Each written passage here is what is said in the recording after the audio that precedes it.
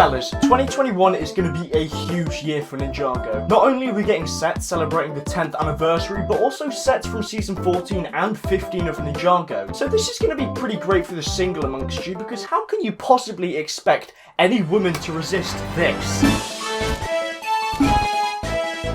Now, we've already seen images of the Season 14 sets, but we also recently got a couple of the names of the sets that are coming out in summer of 2021 from Season 15 of Ninjago. And let me just tell you, for me, this is great because it gives me time to remortgage my parents' house as well as research tax evasion so I can get my hands on these bad boys. So fellas, according to multiple sources, this is said to be an underwater season based on Nya. Finally. Now, as a man who has an incredible number of women already, this wasn't really a necessity for me. And what's more, it might finally give LEGO Star Wars fans a chance to interact with women. Now, the misogynists amongst you will be glad to hear that I personally think that this will be a Kai and Nya season. Now, one of the sets rumoured to be coming out of Season 15 is set 71753, Kai's Fire Dragon. Now, based off of the set number, it does line up with the other Season 15 sets, so I don't think it's going to be a legacy set, but it's a possibility. And on top of this set, we're also supposedly getting a Water Dragon, which is presumably Nya's, for $70. Now, fellas, I don't know about you, but my virginity alarm is going off the scale right now, and this is giving me major Hands of Time flashbacks of the Fusion Dragon. Now, I personally don't think that LEGO's gonna make a season based solely off of Nya, because, well, look, they know what you're like with your fan fictions and animations. If anything, they're just trying to protect your innocence.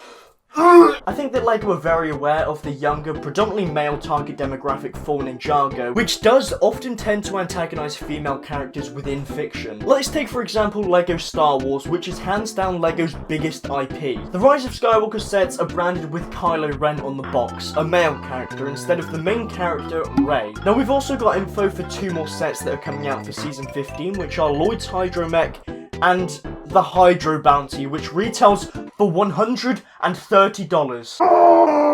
By this point, we've had nearly as many Destiny's bounties as women that admire me, and believe me, that's quite a lot. By this point, we're basically getting another variant of the bounty vehicle in every other wave of Ninjago. Now look, I really have no issue with the introduction of another bounty vehicle as long as it doesn't compromise the show's continuity. And don't get me wrong, I completely understand the fact that the show's sole reason for existing is to sell toys. Now, from Season 10 to Season 12 of Ninjago, there was a variant of the movie bounty that was used because at that time it was available for retail. This new Destiny's bounty was explained in the show by the fact that it was a gift from the mayor, which made sense within the context of the show. But then in Season 13, they just said, hey, f it and buy our little toys, because what else are you going to spend your money on? Now, to be completely honest, I'm not that worried about the Hydro Bounty set, because I think it'll probably be different enough from other iterations of the vehicle that it will be worth picking up anyway. I really hope that it's like some sort of submarine build, and not just the original ship with, like,